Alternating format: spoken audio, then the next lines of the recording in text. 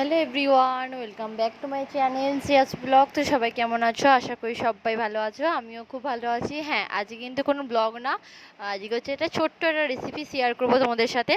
তো আমি গাজরের হালুয়া এই নিয়ে দ্বিতীয়বার বানাচ্ছি। প্রথমবারও একবার বানিয়েছিলাম, সেটা শর্টসের মাধ্যমে তোমাদের সাথে শেয়ার করেছিলাম, কিন্তু এইটা পুরো বড় ভিডিও করেছি আমি একটা, 5-6 মিনিটের হয়তো একটা ভিডিও হবে।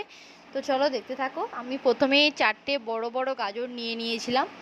তো আমি এখানে কত, মানে 100 কি 200 আমি ওইসব বলতে ওইটা বলতে পারবো না, তবে আমি এখানে 4টে বড় বড় গাজর নিয়েছিলাম। তো ওইগুলোকে প্রথমে ভালো করে ছুলে নিয়ে, আমি বটির সাহায্যে ছুলেছিলাম, বটির সাহায্যে ছুলে নিয়ে আর ভালো করে ধুইয়ে নিয়েছিলাম। নিয়ে গাজরটা বড় বড় করে কাটা হলে কিন্তু সেদ্ধ হবে না, তখন কিন্তু গাজরের হালুয়াটা খেতেও খুব বাজে লাগবে। তো আমি ওটা ওই জন্য গাজরটাকে ঠিক এইভাবে ছুলে নিচ্ছিলাম, একদম পাতলা পাতলা করে মানে ছোলা হয়েছিল। তো ছুলে নেওয়ার পর একদম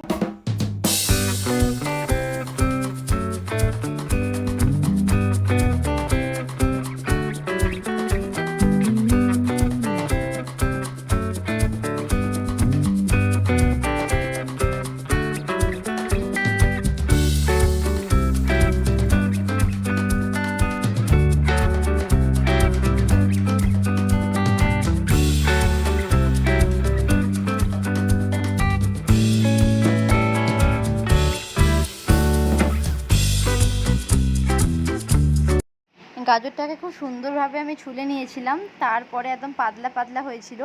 তারপরে আমি কড়াই বসিয়ে, কড়াইতে একদম কিচ্ছু দিইনি, তেলও দিইনি, ঘিও দিইনি, কিন্তু প্রথমে একদম শুকনো খোলাতে আমি গাজরটাকে পুরো ভেজে নিচ্ছিলাম, কারণ গাজরের যে জলটা বেরোবে, জলটা বেরোচ্ছিল, তো সেটা শুকিয়ে যাবে।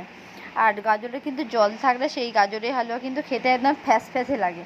তো গাজরটাকে আমি ভালো করে একদম শুকিয়ে নিচ্ছিলাম, জলটা যাতে মরে যায়। তো তারপর আমি এতে ঘি অ্যাড করেছিলাম, ঘি দিয়ে ভেজেছিলাম। তারপর হালকা লাল লাল হয়ে আসার পর কিন্তু আমি দুধটাকে অ্যাড করেছি। তো তারপর দুধটাকে যেমন ফুটিয়ে নেওয়ার পর ভালো করে একটু ফোটাতে হবে, তবে কিন্তু গাজরটা খুব সুন্দরভাবে সিদ্ধ হবে। খুব সুন্দরভাবে সিদ্ধ হওয়ার পর আমি ওদের মানে চিনি অ্যাড করেছিলাম। প্রথমে কিন্তু চিনি দেবে না, কারণ প্রথমে চিনি দিলে কিন্তু দুধটা পুরো একদম মাখা মাখা হয়ে আসবে। তো প্রথমে আমি চিনি অ্যাড করিনি, আমি তার মানে অনেক পরে আমি চিনি অ্যাড করেছিলাম। প্রথমে আগে গাজরটাকে আমি সেদ্ধ করে নিয়েছিলাম। আর এখানে কিন্তু আমি গরুর দুধও ব্যবহার করেছি আর গুঁড়ো দুধও ব্যবহার করেছি। তোমরা চাইলে প্যাকেট দুধও ব্যবহার করতে পারো। আমি বলবো যে প্যাকেট দুধ ব্যবহার করলে না সবথেকে খেতে আর ভালো লাগে, মানে টেস্টি হয় আর কি ব্যাপারটা। তো গরুর দুধেও ভালো হয়েছে, কিন্তু অতটা ভালো হয়নি, কারণ প্রথমে আমি বানিয়েছিলাম প্যাকেট দুধ দিয়ে, ওতে আমার মনে হয়েছিল যেন বেশি খেতে ভালো হয়েছিল। তো নেক্সট টাইম বানালে আমি প্যাকেট দুধ দিয়েই বানাবো। তো এবারে আমি গরুর দুধ দিয়ে বানিয়েছিলাম। তো আমি বলবো প্যাকেট দুধ দিয়ে বানালেই খেতে আরও বেশি ভালো হবে। তো এখানে একবার ফোটাচ্ছিলাম আর কি দুধটাকে।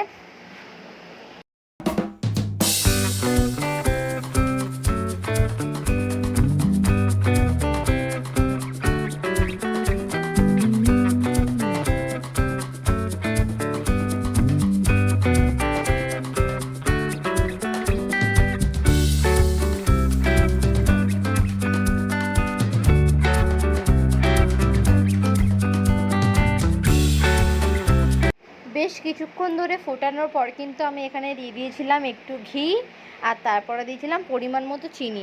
আমি যেমন মিষ্টি খেতে পছন্দ করি সেই রকম চিনি দিয়েছি, তোমরা যেরকম মিষ্টি খেতে পছন্দ করো আর কি সেরকম তোমরা চিনি দেবে। তো আমি একটু বেশি চিনি দিয়েছিলাম যাতে খেতে যেন মিষ্টি মিষ্টি হয়, যেহেতু গাজর তো অনেকেরই মানে অপছন্দের জিনিস। তো আমারও খুবই অপছন্দের জিনিস গাজর, আমি একদম পছন্দ করি না। কিন্তু গাজরের যদি এরকম হালুয়া হয় না, মানে আমি সত্যি কথা বলতে ভীষণ পছন্দ করি। অনেক ধরনের সবজি আছে যেগুলো আমি খাই না বা অনেকে খায় না, কিন্তু সুন্দরভাবে যদি রান্না করা যায় না নতুন নতুন, তো সবাই পছন্দ করবে। যেমন আমিও গাজর একদমই পছন্দ করি না, অনেকেই করে না, কিন্তু এইভাবে যদি আমি হালুয়া বানাই বা অন্য কোনো রেসিপি বানাই, সত্যি সত্যি খুব ভালো লাগে খেতে। তো আমি তো ভীষণ ভালোবাসি গাজরের হালুয়াটা। মানে আমি প্রথমেই ফোন দেখেই বানিয়েছিলাম, তো তারপর থেকে একদম পুরো ফ্যান হয়ে গেছি আমি গাজরের হালুয়ার, ঠিক আছে।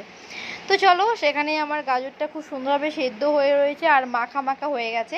আর তারপর আমার কাছে ছিল কাঠবাদাম, সেটাকে আমি একটুখানি কেটে, মানে আর কি যেমন কাটে আর কি সেরকম পুরো একদম ছড়িয়ে দিয়েছিলাম ওপর দিয়ে, যাতে দেখতে ভালো লাগে।